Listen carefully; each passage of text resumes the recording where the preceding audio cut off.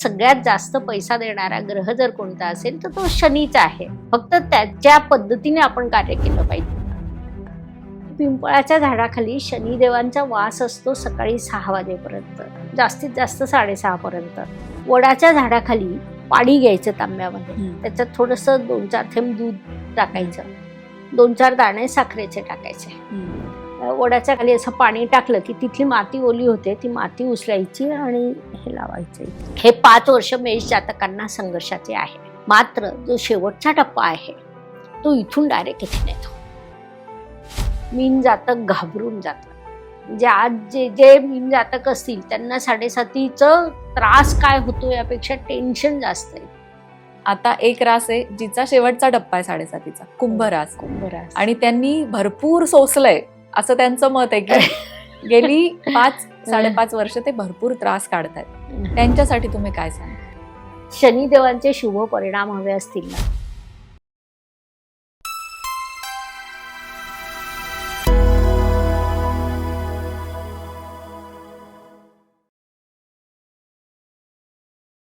नमस्कार, मी कविता कुलकर्णी लोकमत भक्तीच्या आजच्या या पॉडकास्टमध्ये तुमचं खूप खूप स्वागत करते.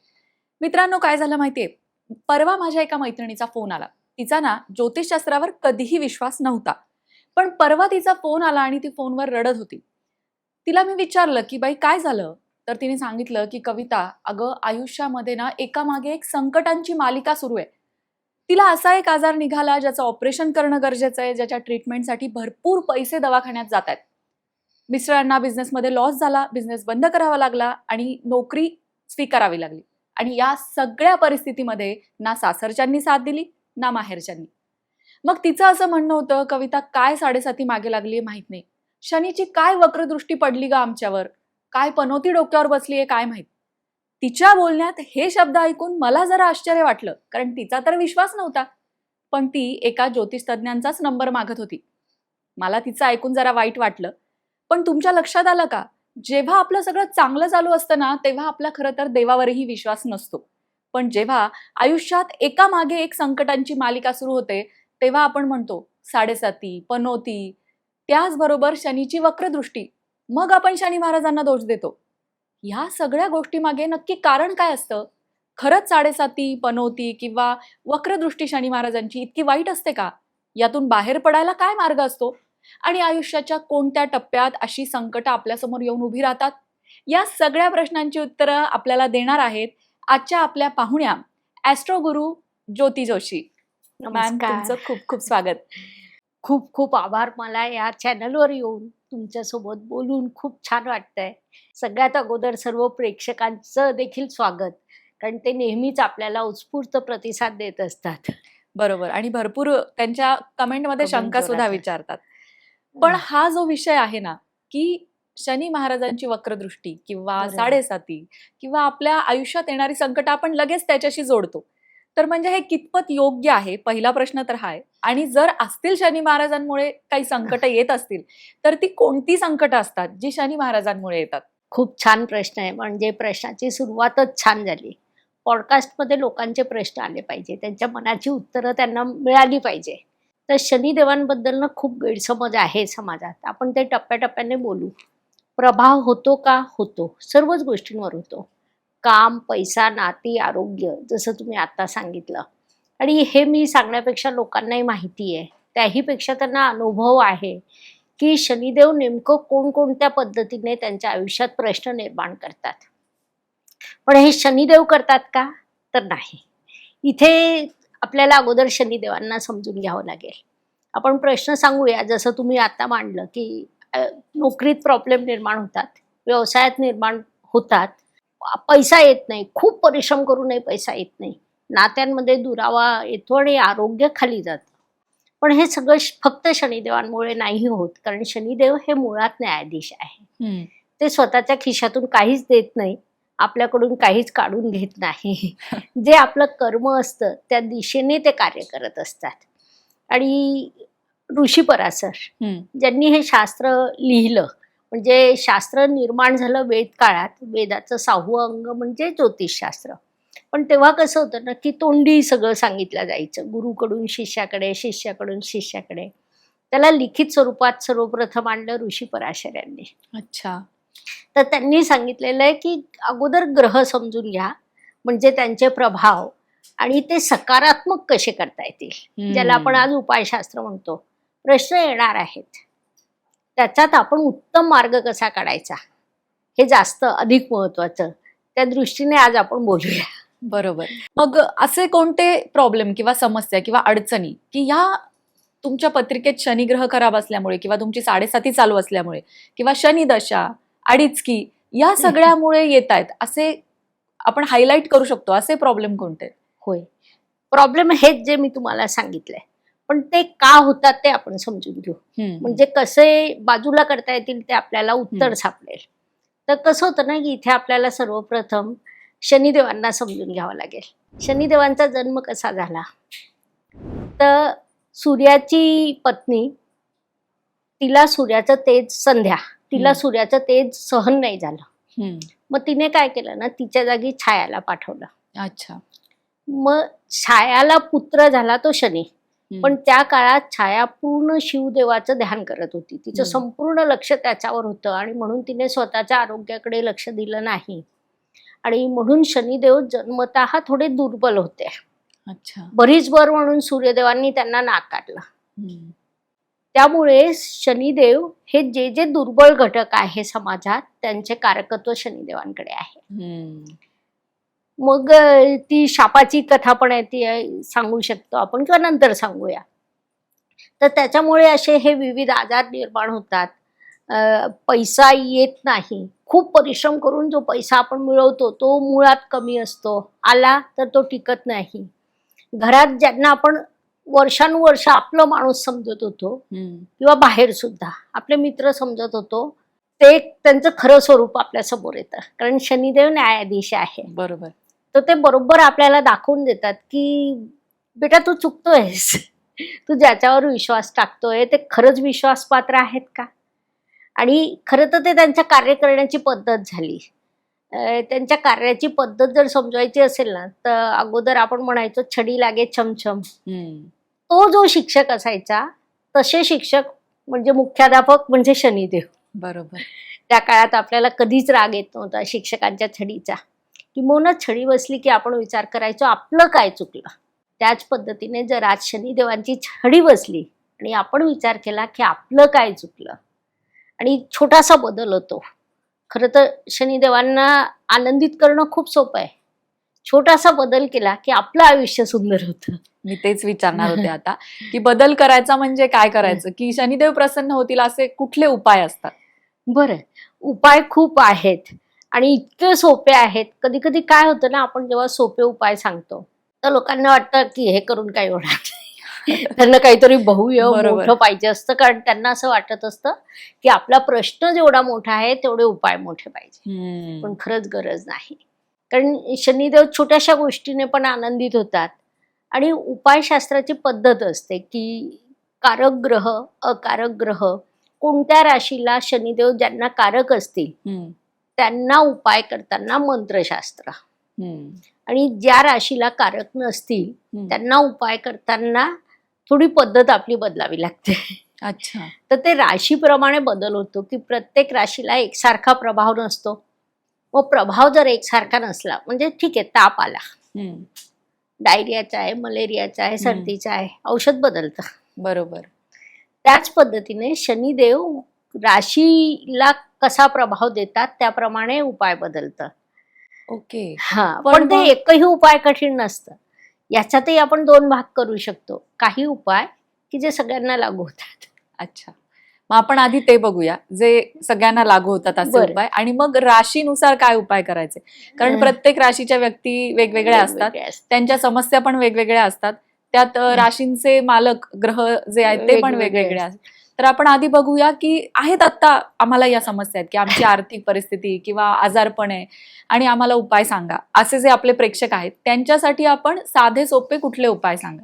एकच उपाय सांगते जी तुमच्या आता मैत्रिणीसाठी खूप उपयुक्त ठरेल. अतिशय सोपा उपाय आहे. आपण रोज पोळ्या करतो, भाकरी करतो, व्हॉट एव्हर, त्यातली पहिली पोळी काढायची.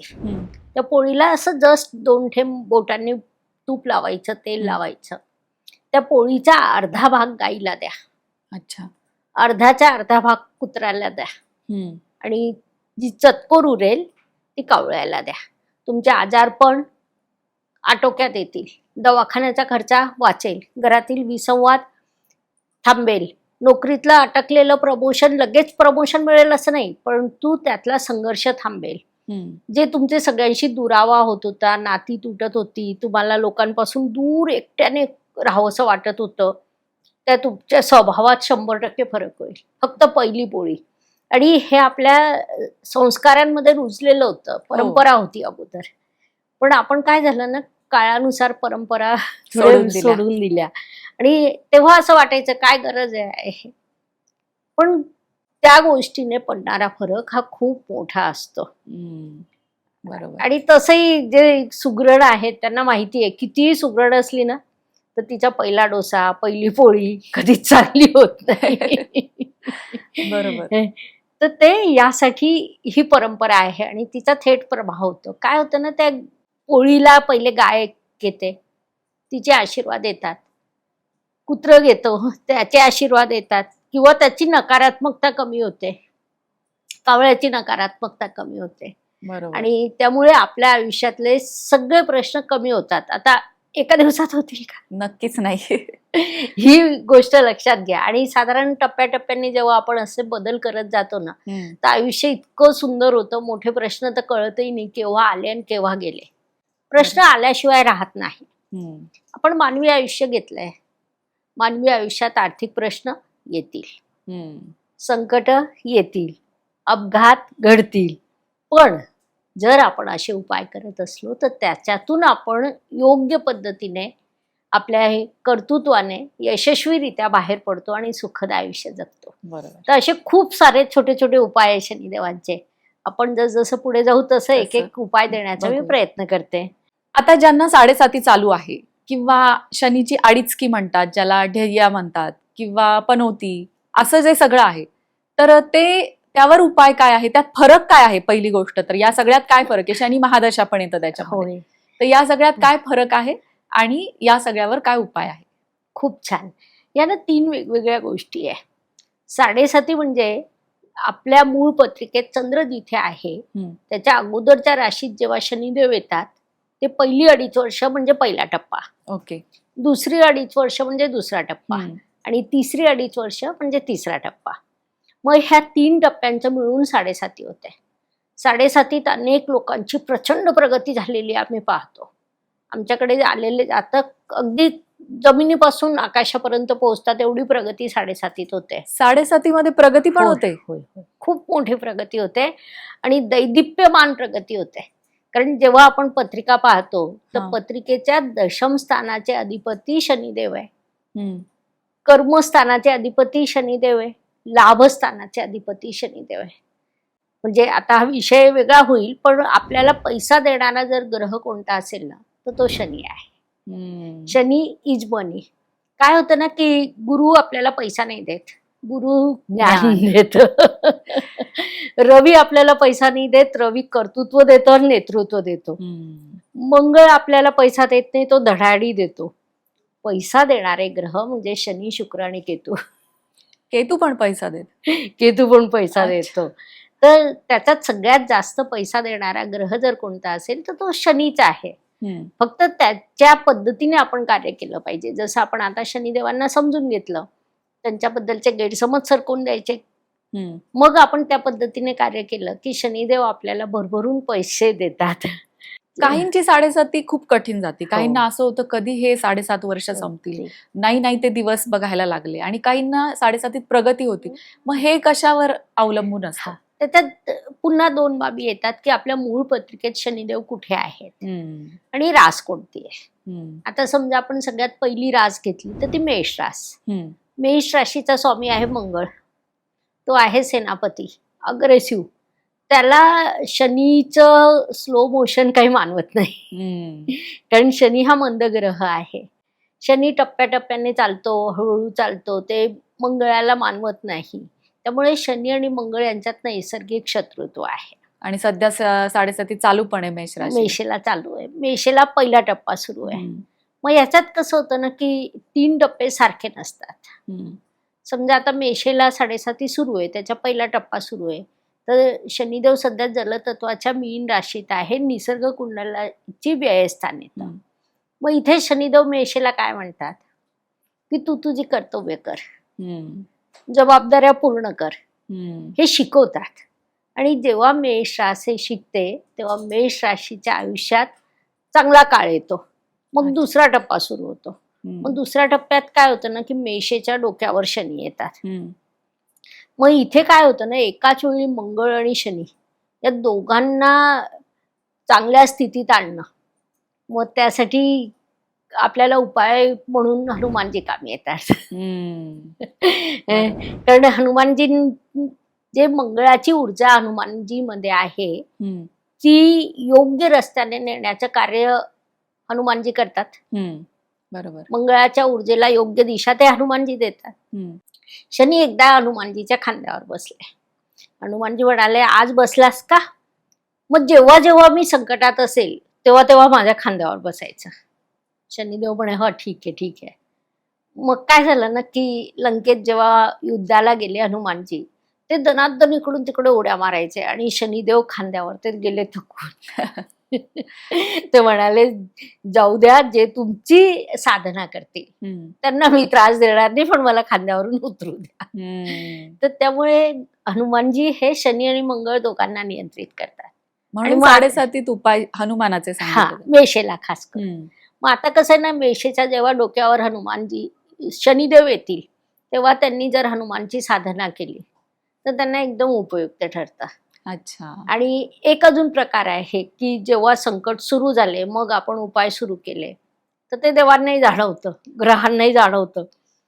तर आता मेषेला माहिती आहे ना की आपला पहिली अडीचकी सुरू झाली आहे. त्यांनी आतापासून जर हनुमानजींची सेवा सुरू केली तर त्यांचे बरेच प्रश्न परस्पर सौम्य होतील. कारण एकाच वेळी दोन्ही ग्रहांना मॅनेज हनुमानजी करतायत. मग त्यांचं काय होतं, पहिला टप्पा संघर्षाचा जातो, अस्थिर्याचा जातो. त्यांना सतत असं वाटतं मी काय करतोय, कोणत्या दिशेने जातोय. म्हणजे आज जेवढे मेष जातक असतील त्यांनी त्यांचे इमोशन तपासावे. त्यांना प्रश्न पडतो की मी नेमकं काय करतोय, कशासाठी जगतोय, मी काय करायला पाहिजे. मग जेव्हा दुसरा टप्पा येतो ना तेव्हा त्यांना दिशा सापडून जाते. मग ते योग्य जबाबदाऱ्या पूर्ण करतात, कुटुंबासाठी योग्य खर्च करतात. फक्त पैसा साठवणं महत्वाचं नसतं, योग्य वेळी योग्य खर्च करून जबाबदारी पूर्ण करणं महत्वाचं असतं. मग ते शनिदेव शिकवतात मेष जातकांना. पहिल्या टप्प्यामध्ये शिकवून देतात, मग दुसऱ्या टप्प्यामध्ये मेष जातक ते हळूहळू हळूहळू पूर्ण करतात. हे 5 वर्ष मेष जातकांना संघर्षाचे आहे. मात्र जो शेवटचा टप्पा आहे तो इथून डायरेक्ट इथे नेतो. अरे बापरे. 2.5 वर्ष, शेवटची 2.5 वर्ष. आणि आता आपण हे मेषला सांगतोय कारण ते त्या दरवाजावर उभे आहेत. त्यांना माहिती आहे आता आपण दरवाजा उघडला, थोडंसं पुढे गेलो की मेषेत शनी येतील, मग त्याच्यानंतर तिसरा टप्पा येईल. मग जर त्यांनी आत्ताच तसं नियोजन केलं, जसं आपण कॉमन दिलेला उपाय त्यांनी करायचा, हनुमानजीचा हा उपाय करायचा, आणि मग तिसऱ्या टप्प्यात भरभरून पैसा येतो. फक्त पैसा येत नाही तर तो कुठे आणि कसा गुंतवणूक करावं याची दिशा शनिदेव मेष राशीला देतात. अच्छा. आणि म्हणून जेव्हा मेष रास 7.5च्या बाहेर निघते तेव्हा सुरुवातीचे 5 वर्ष ती विसरून जाते. शेवटच्या 2.5 वर्षात तिची छान प्रगती झालेली असते आणि मस्त ती आनंदाने जगत पुढे जाते.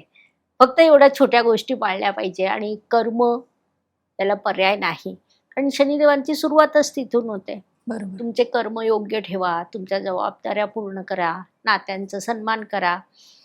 शनिदेवांचं कारकत्व ज्यांच्याकडे आहे, चतुर्थ श्रेणी कर्मचारी, तुमचे सहयोगी, तुमचा स्टाफ, समाजातील दुर्बल घटक, वृद्ध असतील, अंध असतील, अपंग असतील किंवा लहान मुलं असतील, या सगळ्यांसोबत योग्य व्यवहार ठेवा, भाषा योग्य ठेवा. हे बेसिक नियम झाले. हे तुम्ही केलेत आणि तुम्ही जर मेष जातक असाल तर मी 100% सांगते की जेव्हा आता शनिदेव वृषभेतून जातील, ते प्रवेश करतील त्या दिवसाची तुमची प्रॉपर्टी एका कागदावर लिहून ठेवा की तुमच्याकडे काय काय आहे. आणि वृषभेतून जेव्हा मिथुनेत जातील त्या दिवशी काय आहे.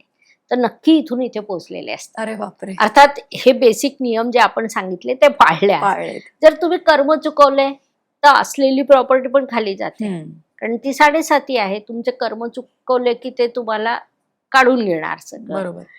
तर म्हणजे शनिदेवांच्या आवडीचं वर्तवणूक हो, झालं पाहिजे. वर्तन जे आहे ते शनिदेवांना आवडेल असं असलं होय. पाहिजे. दिनचर्या, वर्तणूक, शिस्त, परिश्रम त्याला पर्याय नाही. आता त्यानंतर जी रास आहे, जिला 7.5 आहे, ती म्हणजे मीन रास. अच्छा, तर- पहिले ज्यांना 7.5 आहे त्यांच्याबद्दल बोलूया. चालेल. चालेल, हरकत नाही, तसंही चालेल. मीन राशीला 7.5 आहे, त्यांना पहिला जेव्हा टप्पा लागला, कुंभ राशीत शनिदेव गेले तेव्हा त्यांना 7.5 सुरू झाली. मग कसं होतं ना की तेव्हा शनिदेवांनी त्यांना सकारात्मक फळं दिली, बऱ्यापैकी सकारात्मक फळं दिली. म्हणजे मीन जातक एक वेगळ्या दृष्टीने विचार करायला लागले. मीन जातक ना नेहमी इतरांचा विचार करतात, खाणं खाऊ घालणं, मला मिळालं तर ठीक, नाही मिळालं तरी ठीक, अशी त्यांची पॉलिसी असते. पण आपण जेव्हा जगांची नाती सांभाळतो, जगाचे धर्म सांभाळतो, तेव्हा स्वतःप्रती सुद्धा धर्म असतो. तर हे मीन जातक कुंभ राशीत असताना शिकले. अच्छा. शनिदेव जेव्हा कुंभेत होते तेव्हा मीन जातक हे सगळं शिकले. मग आता शनिदेव गेले मेषेत, म्हणजे पहिल्या टप्प्यात त्यांना खूप काही त्रास नाही झाला, थोडा झाला. दुसरा टप्पा आता जेव्हा सुरू होतो तेव्हा खऱ्या अर्थाने त्रास होतो. इथे ना प्रचंड विरोधाभास निर्माण झालेला आहे, कारण मीन ही जलतत्वाची रास आहे, गुरुदेवांची अत्यंत संवेदनशील रास आहे, आणि शनी म्हणजे संवेदना शून्य वृद्ध व्यक्ती. अरे बापरे. तर त्यामुळे होतं काय ना, खूप मोठा विरोधाभास. मीन जातक घाबरून जातात. म्हणजे आज जे जे मीन जातक असतील त्यांना 7.5चं त्रास काय होतो यापेक्षा टेन्शन जास्त येतं. छोट्याशा घटनेने विचलित होणारी रास म्हणजे मीन रास. मग एखादा नातेवाईक आहे, काकूचा भाऊ आहे, काकूची बहीण आहे, काहीतरी बोलला, केलं, बोलली, विसरून जा ना, विसरून जा, कारण नाती अशीच असतात. मीन जातक तिथे विचार करत राहतात, तो मला असं का बोलला, ती असं का बोलली, माझी शाळेची मैत्रीण, त्या दिवशी मी तिला एवढा फोन केला, 2 मिनिटात तिने फोन ठेवून दिला. आपल्याला माहिती नसतं ना ती काय स्थितीत आहे. बरोबर. कदाचित तिचं तसं मनही नसेल, पण मग मीन जातक काय होतं ना की ते त्या प्रश्नावर त्यांची सुई अटकते.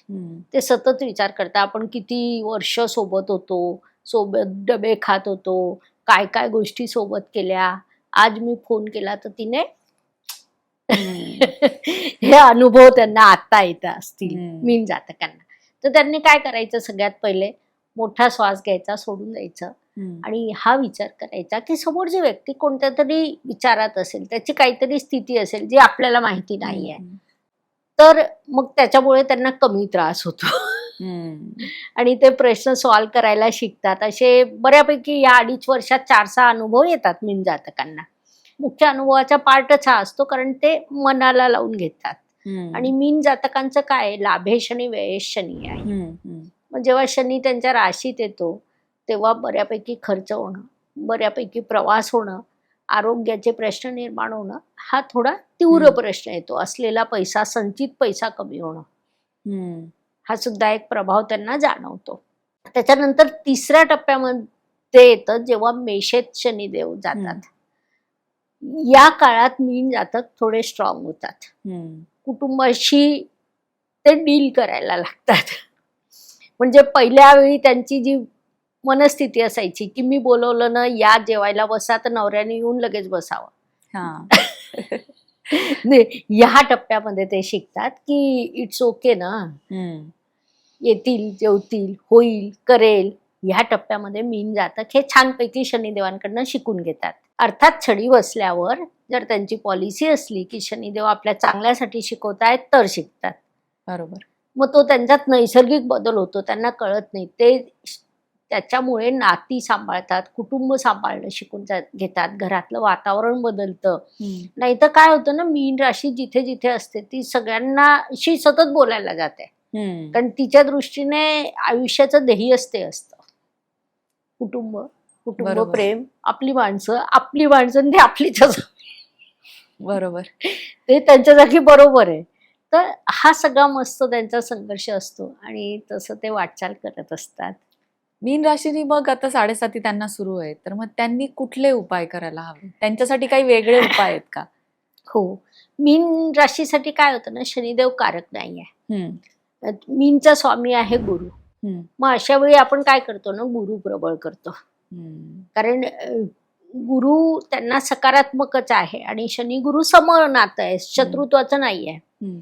मग इथे गुरुचे मंत्र म्हणणं आणि मुख्य म्हणजे गुरुचं दान देणं. अच्छा. मग ह्याच्यात आपण कॉम्बिनेशन कसं देतो ना, की वृद्ध व्यक्तींना जेवण द्या हम्म, किंवा रिमांड होम मधल्या मुलांना द्या, हम्म, गरजवंतांना द्या. हम्म. आणि जेवण काय द्यायचं तर ते प्रोडक्ट आपण त्या अनुषंगाने ठरवतो. अच्छा. हा, म्हणजे आता जर मीन जातकांनी अन्नदान करायचं असेल तर पिवळे पदार्थ टाळावे, त्यांनी पांढरे पदार्थ द्यावे. अच्छा. म्हणजे जर इतर रास असेल तर आम्ही खिचडी सांगतो, मीन जातकांना सहसा आम्ही भात सांगतो. हम्म, कढी न सांगता दुसरी वस्तू सांगतो, म्हणजे खोबऱ्याची बर्फी सांगतो किंवा बुंदीचे लाडू इतरांना सांगतो ज्यांना गुरुचं दान चालतं त्यांना. हम्म. पण मीन जातकांना खोबऱ्याची वडी सांगतो. अच्छा. तर आपण जेव्हा अन्नदान करतो तेव्हा असे प्रोडक्ट आपण त्याच्यात ऍड करू शकतो. मग त्याच्यात काय होतं ना, गुरु आणि शनी दोन्ही एका वेळी बॅलन्स होतात हम्म. आणि संतुलन निर्माण झालं की त्यांचं सुंदर आयुष्य चालू राहतं. बरोबर. आता आपले प्रेक्षक ऐकत असतील ज्यांची मीन रास आहे, त्यांच्या लक्षात आलं असेल की कुठले उपाय करायचे. हो. पण आता एक रास आहे जिचा शेवटचा टप्पा आहे 7.7चा, कुंभ रास. कुंभ रास. आणि त्यांनी भरपूर सोसलंय असं त्यांचं मत आहे की गेली 5-5.5 वर्ष ते भरपूर त्रास काढतायत. त्यांच्यासाठी तुम्ही काय सांगा? नाही, कुंभ राशीने आता सुद्धा वळून पाहावं, कागद पेन घेऊन लिहावं. कुंभ राशीने तेवढा त्रास अजून काढलेला नाही. कारण कुंभ राशीला 7.7 केव्हा लागते? जेव्हा शनिदेव पहिले मकर राशीत जातात. निसर्ग कुंडलीच्या कर्मस्थानाचं स्वामित्व मकरकडे आहे. मग ती त्यांना परिश्रम करायला लावते. मग होतं कसं ना, कुंभ ही बुद्धिमान रास आहे, ती इतरांना कामाला लावते आणि इथे त्यांना पहिल्या टप्प्यात वर्क करावं लागतं. बरोबर. त्यामुळे त्यांना त्रास होतो. असा खूप मोठा त्रास कुंभ जातकांना त्या काळात होत नाही. मग त्याच्यानंतर शनिदेव कुंभ राशीत येतात. मग तिथे कसं असतं, राशी स्वामी राशीत आला, त्यांचं व्यक्तिमत्व प्रबळ होतं. जगातले वेगवेगळे प्रश्न कसे सोडवायचे, परिश्रम हार्डवर्क न करता स्मार्ट वर्क कसं करायचं, पार्टनरशिपमध्ये डील कसं करायचं, व्यवसायात पैसा कसा ओढायचा, या तिन्ही गोष्टी त्यांना येतात. त्याच्यात ते एक्सपर्ट व्हायला लागतात. आणि हा दुसरा टप्पाही त्यांना त्या पद्धतीने चांगला गेलेला असतो. मग आता गंमत काय झाली की ते तिसऱ्या टप्प्यात शनी आले मीन राशीत. मग ते जे स्थान आहे ना, ते धन कुटुंब वाणी. आणि इथे कसं होतं ना, की यांना खूप कॉन्फिडन्स आलेला असतो, कदाचित ओव्हर कॉन्फिडन्स आलेला असतो की मी पैसा कमवू शकतो, मी सगळ्यांशी डील करू शकतो, मी कोणत्याही परिस्थितीतून मार्ग काढू शकतो. आणि मग इथे शनिदेव त्यांना छडी देतात. गर्वाचं घर खाली. छडी देतात, छडी. मग या 2.5 वर्षात कुंभ जातक सगळं शिकतात. पण ते इतके भयंकर असतात ना की त्यांना मागचे सगळे वर्ष तसे वाटायला लागतात. वाटणं आणि असणं याच्यात फरक आहे. म्हणजे जर इथे कुंभ जातकांनी कागद पेन घेऊन त्यांचं टाइम शेड्यूल लिहिलं तर त्यांच्या लक्षात येईल की पहिला टप्पा थोडा होता त्रासाचा, दुसरा थोडा प्रगतीचाही गेला आणि तिसरा आता आपल्याला शिकवतोय की सगळ्यांनाच बुद्धी असते, आपण बुद्धिमान आहोत, सगळेच बुद्धिमान असतात. इतरांचा थोडा विचार करा, इतरांना घेऊन चला, कुटुंबाचं महत्त्व काय आहे या गोष्टी कुंभ जातक इथे शिकतायत. आणि मग त्याच्यानंतर जेव्हा 7.7, अजून एक गंमत सांगते, 7.7 कोणत्याही राशीची असू द्या, शनिदेवांची ना एक कार्यपद्धती आहे छान. हे 7.7 वर्ष संपले की शनिदेव जातात तृतीय स्थानात.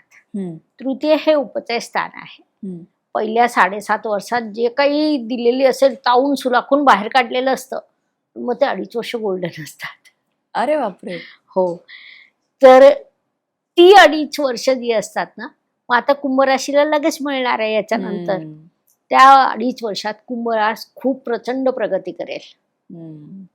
म्हणजे असं नाही होत की शनिदेव 30 वर्ष पूर्णच त्रास देतील. त्यांचं 30 वर्षाचं एक चक्र आहे, 29 वर्ष काही महिने, पण आपण मोगम बोलताना 30 वर्ष म्हणतो. तर त्याच्यात ही पण एक गंमत येते. आता ठीक आहे, कुंभ रास आज थोडा संघर्ष करते, करावं. शनिदेव आपल्याला शिकवताय, ते शिकावं आणि त्याच्यानंतर येणारी 2.5 वर्ष तुम्हाला खूप गोल्डन आहेत. त्याचा लाभ घ्या. बरोबर. मग शनीची 7.5 झाली, पण आता शनी ढय्या ज्याला म्हणतात ते हा. नक्की काय असतं? शनी ढय्या म्हणजे काय होतं ना, शनिदेव जेव्हा तुमच्या 4th स्थानात जातात हम्म, आणि अष्टम स्थानात, हम्म. ते 2.5 वर्ष म्हणजे ढय्या, जन्म लग्न कुंडलीमध्ये. राशी कुंडली. अच्छा. शनीचा प्रभाव हा चंद्र राशीवर असतो. ओके. किंबहुना अनेक गोष्टी चंद्र राशीवर असतात. आपल्या महादशा ज्या ठरतात ना, हम्म. त्या पण चंद्र राशीवरून ठरतात. अच्छा. होतं काय ना, की 7.5 हे 7.5 वर्ष, ढय्याचे 4th स्थानात असताना 2.5 वर्ष हम्म, आणि अष्टम स्थानात असताना 2.5 वर्ष, हम्म, म्हणजे 12.5 वर्ष शनिदेवांचा प्रभाव असतो. हम्म, हम्म, 7.5 ते वेगळं शिकवतात, जसं आपण आता बोलत होतो. हम्म, पण ढय्यामध्ये त्यांची शिकवणीची दिशा बदलते. हम्म. ढय्या जेव्हा येतं ना, तेव्हा घरातले प्रश्न निर्माण होतात. पहिली ढय्या 4th स्थानातली, आणि अष्टम स्थानातली ढय्या ही सगळ्यात त्रासदायक असते. अच्छा. ती काय करते ना, त्या काळात तुमचा व्यवसाय बऱ्यापैकी लॉसला जाऊ शकतो. हम्म, कुटुंबात विसंवाद होऊन जातात. अचानक चांगलं चाललेलं असतं आणि घरात वातावरण बदलून जातं. आणि त्याहीपेक्षा वास्तूतलं, घरातलं शांतता भंग करणं, म्हणजे एकाच वेळी सगळे प्रभाव शनिदेव तिथून करतात. हम्म, संततीबाबत सुद्धा तेव्हा विलंब तयार करून देतात. हम्म, म्हणजे ही जी ढय्या असते अष्टम स्थानात शनिदेव असताना, हम्म. ती त्रासदायक असते. अच्छा. आता त्यांचं जर हे 30 वर्षाचं चक्र, तर त्यातले 7.5 वर्ष 7.5, हम्म, 2.5 वर्ष पहिली पण होती आणि 2.5 वर्ष दुसरी पण होती, हम्म, 2.5 म्हणजे हे एकूण 12.5 वर्ष असे त्यांचे संघर्षाचे असतात, जे प्रत्येकाला येतात. हम्म. मग त्या त्या स्थानात शनिदेव कोणत्या राशीत आहे, आपल्या राशीसाठी कोणत्या स्थानाचं स्वामी आहे, हम्म, हा विचार करून आपण उपायांची दिशा ठेवली, हम्म. शनिदेवांच्या दृष्टीने आपण योग्य वाटचाल केली, कर्म योग्य ठेवले. बरोबर. भगवद्गीतेतला श्लोक आहे, योग हा कर्मसु कौशल्यम. तुम्ही योग्य पद्धतीने कौशल्याने, संपूर्ण कौशल्य वापरून जेव्हा कर्म करतात, तेव्हा शनिदेव हे तुमच्या पाठीवर रक्षक म्हणून उभे राहतात. त्यांच्यासारखा रक्षक दुसरा नाही. बरोबर. आता शनीची ढय्या जी आहे ती 2 राशींना चालू आहे. एक म्हणजे धनुरास आणि एक म्हणजे सिंह. सिंह रास. त्या राशीच्या लोकांना तुम्ही काय सल्ला द्याल? बरं, सिंह राशीला जी ढय्या चालू आहे ती अधिक त्रासदायक आहे, जसं आपण आता बोललो. तर त्यांनी आरोग्याची काळजी घ्यावी. सिंह जातकांनी या काळात वडिलांची काळजी घेणं खूप गरजेचं आहे. वडिलांना अनारोग्य येऊ शकतं.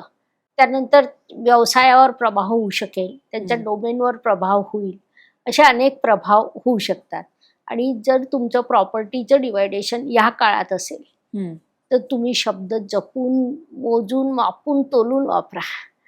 काय होतं ना, प्रॉपर्टी डिवाइड होते, ते पैसे येतात जातात, पैसे येतात किंवा जातात, पण माणसं तुटतात, ती परत जोडत नाही. आणि सिंह जातक कसे असतात ना, नेतृत्व गुण घेऊन आलेले, तसं त्यांचं म्हणजे वाईट विचार नसतो, पण त्यांचा तो स्वभावाचा भाग असतो की एखादा प्रश्न आला ना, तर सिंह जातक विचार करतात की मी बोलेल आणि हा प्रश्न, म्हणजे मी सांगेल आणि हा प्रश्न सॉल्व्ह होईल. ते त्यांचा स्वभावाचा भाग आहे. जसं तिथे जर मिथुन जातक असले आणि एखादी समस्या निर्माण झाली ना, की मिथुनेला काय वाटतं, आपण बोलावं, प्रश्न सुटेल. कर्केला काय वाटतं की आपण सगळ्यांनी मिळून सुसंवाद साधावा, प्रश्न सुटेल. सिंहाला काय वाटतं, मी सांगावं, इतरांनी ऐकावं, प्रश्न सुटेल. तर या स्वभावात त्यांनी इथे थोडा बदल करायला हवा. म्हणजे थोडंसं इगो सांभाळायला हवा आणि बोलण्यावर कंट्रोल ठेवायला हवा. म्हणजे सिंह जातकांसाठी अत्यंत ही 2.5 जी त्रासाची आहे ती सौम्यतेने निघू शकते. आणि उपायांमध्ये आपण त्यांना तो पोळीचा उपाय दिलेला आहे. आणि सिंह जातकांनी शनिदेवांचे आदर्श शत्रू म्हणजे रविदेव, त्यांची साधना करावी. हे तर एकदम विरुद्ध झालं. हो. आता धनु राशीला ढय्या सुरू आहे. मग काय होतं ना, की धनुच्या 4th स्थानात शनिदेव असतात. मग यांना सगळ्यात पहिला प्रभाव काय होतो, की नोकरीत अस्थिरता जाणवायला लागतं. नोकरीत स्थैर्य जाणवत. त्रास होईल असं नाही, हम्म. पण त्यांना असं वाटायला लागतं की आपली नोकरी राहते की जाते, अरे बापरे. किंवा नोकरीत त्यांना प्रमोशनची पूर्ण त्यांचं असायलाच पाहिजे, त्यांची ती हम्म. क्वालिटी असते, पण त्यांना ते मिळत नाही, हम्म. डावलल्या जातात. मग यांना जर राग आला तर त्याचा नकारात्मक प्रभाव होतो. हम्म. त्यांनी ते स्वीकारलं की ठीक आहे बुवा, हे आता आपल्याला ढैया सुरू आहे, तर हा एक तात्पुरता प्रश्न आहे. किंवा कलिग तुमच्यापासून दुरावतात, ऑफिसमध्ये काहीतरी राजकारण सुरू होऊन जातं, असा हा प्रभाव चतुर्थ स्थानात शनी असताना जेव्हा ढैया येते तेव्हा होतो, की जो आता सध्या धनुराशीला होतोय. मग त्याच्यानंतर व्यवसायात अस्थैर्य येतं, कारण की तिथून शनीची दृष्टी दशम स्थानावरही जाते. आणि व्यक्तिमत्वात फरक होतं, कारण धनुरासनं ही अत्यंत ब्रॉड नेचरची, खूप कोणतंही आयुष्य भरभरून जगणारी, निसर्ग कुंडलीच्या भाग्यस्थानात येणारी रास. पण जेव्हा शनीची चतुर्थ ढैया याच्यावर असते तेव्हा फिरून दृष्टी राशीवर येते. त्यामुळे यांची नेहमीचा जो स्वभाव असतो, खेळकर, कर्तृत्ववान, किंवा आयुष्य भरभरून जगणं, नवनवीन सेंटर्सवर जाणं, जग पाहणं, धार्मिक कार्य करणं, याच्यावर कुठेतरी नियंत्रण येऊन जातं.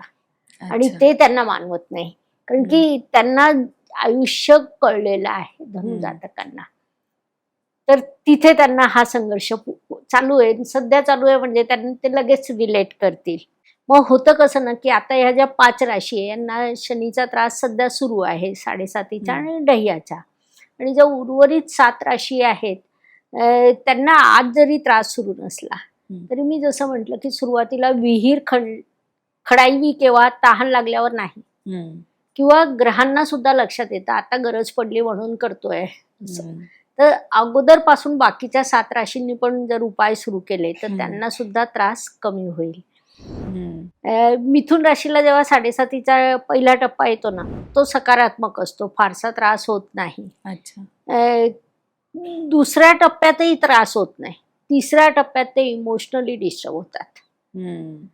त्यांना रोज भावना वर खाली होतात, इमोशनली ते स्वतःला मॅनेज करू शकत नाही.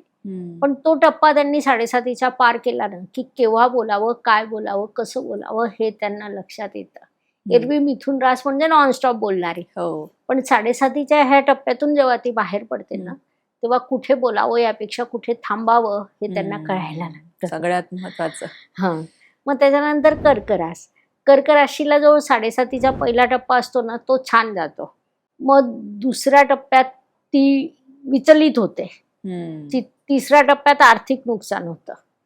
मग या संघर्षातून पार केल्यावर जेव्हा गुरुदेव तृतीय स्थानात जातात तेव्हा कर्क रास स्थिरावते. या काळात तिने भयंकर मानसिक आंदोलनं सहन केली असतात.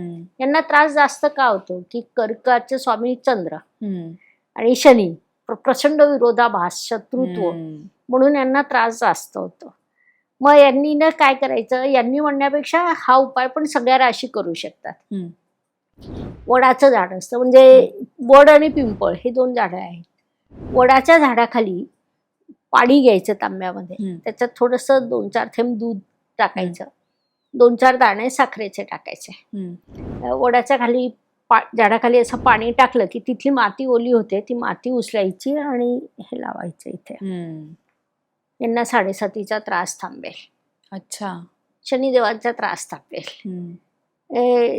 ती एक खूप मोठी सकारात्मकता निर्माण होते. किंवा कोणत्याही राशीने ज्यांना आता 7.5 सुरू आहे ते वडाचे आणि पिंपळाचे उपाय तर करूच शकतात. पिंपळाचा उपाय थोडा वेगळा येतो. पिंपळाच्या उपायामध्ये काय करायचं असतं ना, की पिंपळाच्या झाडाखाली लाखो मुंग्या असतात, कायम असतातच त्या. मग काय करायचं ना, छोटंसं खोबऱ्याची वाटी घ्यायची, त्याच्यात गव्हाचं पीठ, तूप, साखर कोरडं मिक्स करायचं, भरून द्यायचं. एक पिठाचा दिवा आपण घरात बनवतो तो बनवून घ्यायचा आणि पाण्याचा तांब्या घेऊन जायचं पिंपळाच्या झाडाखाली. काही लोक काय म्हणतात आमच्या घराच्या कुंडीत, तिथे नाही, तिथे तेवढ्या मुंग्या नसतात. बरोबर. आणि पिंपळाच्या झाडाखाली शनिदेवांचा वास असतो सकाळी 6 वाजेपर्यंत, जास्तीत जास्त 6:30 पर्यंत. त्याच्यानंतर मुंग्याचा वास सुरू होतो. म्हणून मग इथे वेळही महत्वाची असते. मग त्या वेळेत जर हे साहित्य घेऊन तिथे जायचं, छानपैकी दिवा लावायचा, थोडीशी माती उकरायची, तिथे खोबऱ्याची वाटी ठेवून द्यायची, पाणी फिरवायचं, नमस्कार करायचा. तिथे होतं काय ना, लाखो मुंग्या ते खात राहतात. त्यांचे एवढूसं पोट, त्यांना ते 6 महिने पुरतं. तुमच्या येणाऱ्या 6 महिन्यातली बरीचशी संकट तुम्हाला कळतच नाही. छोटे छोटे प्रश्न निघून जातात, मोठे प्रश्न लहान होऊन येतात. कारण लाखो मुंग्या जर तुम्हाला आशीर्वाद देत आहे, माणसाच्या, प्राण्याच्या, सजीवाच्या पोटात अन्न गेलं की तो आशीर्वाद देतो. अन्नदाता सुखी भव. कोणताही प्राणी असू द्या. तर इथे मग खूप मोठा फरक पडतो. मग हे 12 राशींनी हा पण उपाय जर केला ना, वडाचा किंवा पिंपळाचा, किंवा खूप त्रास असेल तर दोन्ही, तर तुम्हाला सकारात्मक प्रभाव मिळतो. आणि उपायांच्या दृष्टीने आपण अजून जर विचार केला की तेव्हाच असं आपण एक विचार केला की गुरुला प्रबळ करायचा, तसं जर तुमची रास मंगळाची असेल, चंद्राची असेल, मंगळाच्या मेष वृश्चिक 2 राशी, चंद्राची कर्क राशी, किंवा गुरुच्या राशी धनु आणि मीन, या राशींनी काय करायचं ना की मंगळ आणि सूर्य प्रबळ करायचा. अच्छा. म्हणजे त्यांनी शनीचे मंत्र म्हणायचे. शनीचे मंत्र तुम्हाला खूप कठीण वाटत असेल तर ओम शनेश्चराय नमः, ओम प्राम प्रीम प्रोम सह शनेश्चराय नमः दुसरा मंत्र. तिसरा मंत्र नीलांजन समाभासम रविपुत्रम यमाग्रजम छाया मार्तंडे संभूतम तम नमामि शनेश्वरम. त्यातला तुम्हाला जो आवडेल, सोयीचा पडेल तो मंत्र मनोभावे म्हणा. आणि आपण कोणतेही मंत्र म्हणण्यापूर्वी पहिले गणपतीचं मंत्र म्हणतो. त्या पद्धतीने पहिलं गणपतीचं मंत्र म्हणायचं, ओम गम गणपते नमः. त्यानंतर शनिदेवाचे मंत्र म्हणायचे, वड किंवा पिंपळापैकी एकाचा उपाय करायचं. मग रोज तुम्ही सवय लावून घेतली की सकाळी शनिदेवाचे 5 मंत्र कोणताही म्हणा, कठीण वाटत असेल तर ओम शनेश्चराय नमः, त्याच्यानेही ते खुश होऊन जातात. त्यांच्या मोठ्या अपेक्षाच नाही आहेत. कसं असतं ना की आपली वास्तूमध्ये जर आपण विचार केला तर शनी आणि राहू हे दोन्हीची स्थानं फिक्स आहे. अच्छा. आणि राहूला आपण बिघडवलं की शनी पाठोपाठ बिघडतो. कारण बघा, आपल्या मैत्रिणीला कुणी त्रास दिला की आपण समोरच्याला त्रास देतो, नैसर्गिक आहे. राहू तुमचा बिघडला की शनी बिघडतो, शनी बिघडला की राहू बिघडतो. मग कसं असतं ना की बूट चपलांची जागा ही राहूची जागा आहे. अच्छा. तुमचं टॉयलेट ही राहूची जागा आहे. तुम्ही आले, बूट चपला वाकड्या तिकड्या फेकल्या, ज्यांच्या घरात ही पद्धत असेल ना त्यांनी 43 दिवस नियम ठेवावा, फक्त 43 दिवस. की बूट चपला छान शिस्तीत लावायच्या आणि 43 दिवसाचा अनुभव घ्यायचा. खूप घरात फरक पडतो. टॉयलेट स्वच्छ असणं गरजेचं आहे, दक्षिण दिशा स्वच्छ असणं गरजेचं आहे, नैऋत्य दिशा स्वच्छ असणं गरजेचं आहे. आपण काय करतो, या दिशांना आला कडागा भर, आणि त्यामुळे नवरा बायकोच्या संबंधांमध्ये प्रचंड दुरावा तयार होऊन जातो. घरात कोणी कुणाचं ऐकत नाही, वडील आणि मुलामध्ये खूप विसंवाद तयार होऊन जातात. बरोबर. आणि अशात एखाद्याला अनारोग्य आलं की एकीकडे पैसा जातो, दुसरीकडे शब्दाला शब्द वाढतच जातात, आणि मग खूप नवीन प्रश्नांशी फेस करावं लागतं. मग त्यामुळे हा उपाय देखील खूप छान आहे. अशा पद्धतीने जर आपण उपाय केला, अजून जर सांगायचं तर आपल्या घरात तुळस असते. कळत न कळत अनेक घरांमध्ये त्या तुळशीच्या कुंडीवर कपडे वाळत घाल. अरे बापरे. मोठे बनवतात वृंदावन आणि मग कपडे वाळवायला जा, किंवा बाहेरून आले, बाहेरच तुळशी वृंदावन असतं, चप्पल काढताना लक्ष राहत नाही, तर वृंदावनाजवळ चप्पल काढतो. काही बायकांना सवय असते, घर झाडलं, कचरा काढला, त्या तिथे जमा करून ठेवला. अशा गोष्टींमुळे तुमचे शनी, राहू, गुरु, बुध, मंगळ, चंद्र सगळे बिघडतात. हा, मग एकटा शनिदेव तुम्हाला त्रास नाही देत, सगळे मिळून त्रास ते त्रास नाही देत, ते शिस्त लावतात, शिस्त लावतात. आणि विशेषतः ते कार्य शनिदेवांकडे शिस्त लावायचं की बाबा रे असं नको करू, तुळशी आहे, आपली आई आहे, तिथे स्वच्छता बाळगणं आपलं कर्तव्य आहे, तिची कशी देखभाल केली पाहिजे हे आपल्याला ते शिकवतात. आणि आपण ते केलं ना की भरभरून देतात पण ना, असं थोडेच की देत नाही. तर असं छान असतं. संध्याकाळी अन्न उष्ट टाकू नये ताटात. शनिदेव तिथे नाराज होतात. कारण शनिदेवांकडे कारकत्व कुणाचं आहे? श्रमिक लोकांचं. बरोबर. मग शनिदेव गणित करतात की शेतकऱ्यांनी घाम गाळला, बैलाने परिश्रम केले, तुझ्या ताटात अन्न येईपर्यंत किती लोकांनी किती परिश्रम केले, ते सगळे लोक शनिदेवांच्या अखत्यारीत आहेत. बरोबर. म्हणजे जगण्याची एक पद्धत शनिदेव देतात आपल्याला, असं आपण म्हणू. हो, है की नाही? होय, शिस्तीची पद्धत. शिस्तीची पद्धत. बेशिस्त तुम्ही वागलात तर शनिदेव नाराज होणार होय, किंवा त्यांचे अनुभव मग आपल्याला तसे येणार. हो. शनिदेव खूप सोपं आहे शनिदेवांना कन्व्हिन्स करणं आजच्या भाषेत, तरुण पिढीच्या भाषेत. बरोबर. जर शनिदेवांचे शुभ परिणाम हवे असतील ना, हम्म, तर तुमची दिनचर्या उत्तम ठेवा, हम्म, शिस्तीत राहा, नात्यांचा आदर करा. आपल्यापेक्षा जे ज्युनियर आहे, दुर्बल आहे, समाजातले जे वेगवेगळे घटक आहेत, त्यांच्याशी चुकीचे शब्द वापरू नका. हम्म, ठीक आहे, चांगले शब्द बोलायला जाऊ नका, पण त्यांचा अपमान करू नका. हम्म. तो अपमान फिरून आपल्याकडे येतो. जे पेरतो ते उगवतं. बरोबर. आंबा पेरू तर आंबाचे येईल.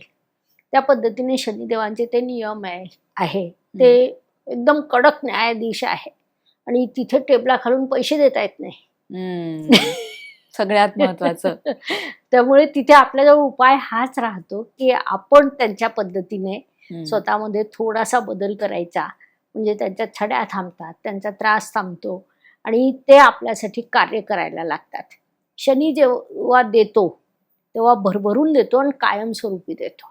म्हणजे इतर ग्रहांचं कसं असतं ना, की बुध ग्रहाची समजा तुमची महादशा आहे, तुम्ही बुधाच्या महादशेत व्यवसाय सुरू केला, चालतो, पैसा येतो, बऱ्यापैकी चांगला येतो. मग बुधानंतर जी केतूची महादशा येते ना, ती काढून घेते. अरे बापरे. मग आपण पाहत नाही का की एखादा माणूस व्यापार सुरू करतो, सुरुवातीला प्रचंड कमवतो आणि अचानक त्याचं का होतं? कारण की ती तिथे, आणि बुध हा छोटा ग्रह आहे, छोट्याच काळासाठी देतो. पण शनीच्या महादशेत जर एखाद्याने कार्य केलं तर शनी जेव्हा त्याला देतो, पहिलेच सगळ्या परीक्षा घेऊन घेतो. त्याच्या परीक्षा संपल्या की त्याला यश देतो. आणि शनी नंतर बुधाची महादशा येते, शनी बुध मित्र आहे, पण ते यशाची टक्केवारी वाढत जाते. मग इथला माणूस इथे पोहोचतो. बरोबर. ते कॉम्बिनेशन जुळून येतं छान. आणि म्हणून म्हणतात शनी जेव्हा दिलं तेव्हा ते परमनंट दिलं.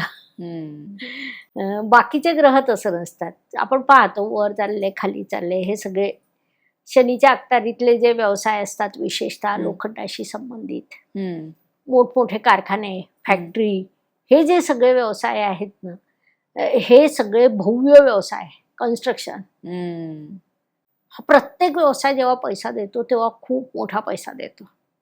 आता कन्स्ट्रक्शन पैसा देणारा व्यवसाय, पण जर आपल्याकडनं शनिदेवांच्या बाबतीत आचरणात काही चूक झाली तर आपण खूप मोठ्या बिल्डर्सना खाली येताना पाहिलंय. बरोबर. कोटी कोटी अब्जोपती अशी सगळे ते असतात. म्हणजे माझ्याकडे जेव्हा बिल्डर जातक येतात आणि शनिदेवांचं काहीतरी कारण असलं की त्यांची भाषा कशी असते ना, मॅडम आमच्याकडे ना 630 कोटीची मालमत्ता आहे. अरे बापरे. कारण ते तसंच असतं. किंवा 320 कोटी, काही आकडा असू शकतो तो, अशी भव्य मालमत्ता आहे. पण आज जर कोणी माझ्याकडे ₹1,00,000 मागितले ना, मी देऊ शकत नाही. अरे बापरे. कॅश नाही उरत. शनिदेव फटका देतात, वेगळा असतो. मग उपाय काय? तर आपल्या कन्स्ट्रक्शन साईटवर सगळे मजूर असतात, त्यांच्या बाबतीत आपण काय भूमिका घ्यायला पाहिजे. बरोबर. किंवा इतरही गोष्टी असतात. मग तसे त्या राशीप्रमाणे आपण उपाय सांगतो आणि मग त्यांचे ते प्रश्न थोडे माइल्ड होतात. तर शनिदेवांना समजून घेणं ना, ही खूप मोठी गोष्ट आहे. शनिदेव समजून घेतलं तर आपल्याला आयुष्यात समजून घेतल्यासारखं होईल, है ना. आयुष्यात कसं जगायचं, काय गोष्टी नाही करायच्या, हे सगळं आपल्याला शनिदेव समजून घेताना लक्षात येतं. हेच तुमच्या सांगण्यातनं लक्षात येतं. आता जाता जाता एक शेवटचा प्रश्न, की आजार शनिदेवांशी संबंधित कोणते आहेत किंवा शरीराच्या कोणत्या अवयवावर शनिदेवांचा प्रभाव असतो? शनिदेवांचा पहिला प्रभाव असतो आपल्या हाडांवर. संधिवात, गुडघेदुखी, हे सगळे शनिदेवांच्या अखत्यारीतले आजार आहे. दात, केस, हे अवयव सुद्धा शनिदेवांच्या अखत्यारीत जातात. मग यांच्याशी संबंधित आजार येतात, संधिवात येतं, दुखतं. विशेषतः शनिदेव जेव्हा गोचरने षष्ठ स्थानात असतात तेव्हा हे प्रश्न तीव्रतेने जाणवतात. कारण आपल्या पत्रिकेत आजार दाखवणारे स्थान म्हणजे 6, 8, 12. 6व्या स्थानात आजार निर्माण होतो, आजार अष्टम स्थानात वाढतो, प्रचंड संघर्ष निर्माण होतं. आणि व्यय स्थान हे हॉस्पिटलायझेशनचं स्थान आहे, खर्च सगळं, खर्च तिथे निर्माण होतं. आणि शनी जसं प्रत्येक गोष्ट दीर्घकाळासाठी करतो तसं शनी जेव्हा आजार देतो दीर्घकाळासाठी. बरोबर. म्हणून मग शनीचे आजार होऊ नये म्हणून सुरुवातीपासूनच उपाय करा. आपण अगदी आज सोपे उपाय दिले. पोळ्या तुम्ही करताच आहात, एक पोळी बाहेर काढा, काही खूप नाही लागत ना त्याला. म्हणजे या आजारांमध्ये सुद्धा आपण हे उपाय करायला पाहिजे. शनीच्या कोणत्याही प्रश्नावर आपण हे उपाय करू शकतो. आणि विशेषतः हे जे 3 उपाय आपण सर्वांसाठी दिले ते तर खूप प्रभावी आहेत. त्याच्यामुळे आयुष्यातले इतके प्रश्न कमी होतात ना. बरोबर. आणि कसं होतं, आपला हा स्वभाव आहे की प्रश्न निर्माण झाल्यावर पळण्यापेक्षा निर्माण होऊ नये म्हणून आपण प्रयत्न करतो. आणि आपल्या ग्रंथांमध्ये ते दिलंय. ऋषीमुनींनी शास्त्रच निर्माण केलं की तुमचं आयुष्य सुखद व्हावं. मग त्यांनी अशा छोट्या छोट्या गोष्टी दिलेल्या आहेत, खूप मोठ्या नाही आहेत. आणि शनिदेवांची मागणी तर अतिशय छोटी आहे. शनिदेवांना प्रसन्न करणं सगळ्यात सोपं आहे. बरोबर. वागणं बदललं, वागणं सुधारलं हो की शनिदेव प्रसन्न होतात. आणि मग जेव्हा शनिदेव देतात तर तुम्ही फक्त कलेक्ट करा. बरोबर. म्हणजे ते राजाला रंक आणि रंकाला राव शनिदेव करतात असं आपण करू शकतात. मग तेच आता आपण तोच अनुभव बघितला. कितीतरी बिल्डर इथे असतात, इथे येतात का छोटीशी चूक झालेली असते, किंवा एखादा माणूस जो शांतपणे त्याचं कार्य करत असतो त्याला शनीची महादशा लागते, अचानक तो लाईमलाईट मध्ये येतो, प्रचंड पैसा कमवतो, प्रतिष्ठा कमवतो, नातेवाईक त्याच्याशी छान बिहेव करत असतात, त्याला नातेवाईकांमध्ये त्याचे वादच होत नाही. कारण त्यांनी ती पहिले स्वतःची दिनचर्या सेट केलेली असते, वागण्याची पद्धत सेट केलेली असते. हे लोक रंकाचे राव होतात शनीच्या महादशेत.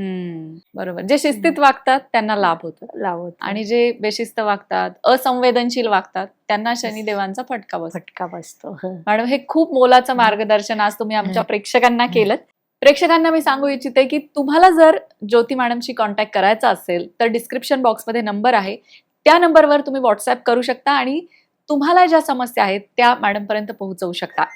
मॅडम, तुम्ही आज आलात, एवढं छान मार्गदर्शन केलं त्याबद्दल खूप खूप धन्यवाद. खूप खूप धन्यवाद. मी प्रेक्षकांना सांगू इच्छिते की यातनं ते जे उपाय तुम्ही करणार आहात ते कविता मॅडमना सांगा. त्या उपायांचे तुम्हाला काय प्रभाव मिळाले ते सुद्धा कविता मॅडमना कमेंटमध्ये सांगा. कारण की कसं असतं ना, असं पॉडकास्ट निर्माण करणं, आम्हाला बोलवणं, स्वतःचा वेळ काढणं, ते प्रश्न तुमचे आमच्यापर्यंत पोहोचवणं, हे सगळं सोपं नाही आहे. लोकमत भक्ती चॅनल आणि तुमचं खूप खूप आभार. कारण पॉडकास्ट निर्माण करणं ही गोष्ट सोपी नाही, त्यासाठी प्रचंड परिश्रम असतात. आणि तुमचे प्रश्न, तुमचं आयुष्य चांगलं व्हावं म्हणून लोकमत भक्तीतर्फे हा उपक्रम राबवला जातो. तर पॉडकास्ट पाहून मग त्याच्यावर तुमचे प्रश्न, तुम्ही काय उपाय केलेत आणि तुम्हाला भविष्यात कोणते विषय हवेत हे तुम्ही कविता मॅडम यांना सांगा. नक्कीच. प्रेक्षकांचे खूप खूप आभार. लोकमत भक्ती चॅनलचा आभार आणि तुमचे आभार. धन्यवाद. शुभम भवतु. जय ज्योतिष. जय ज्योतिष.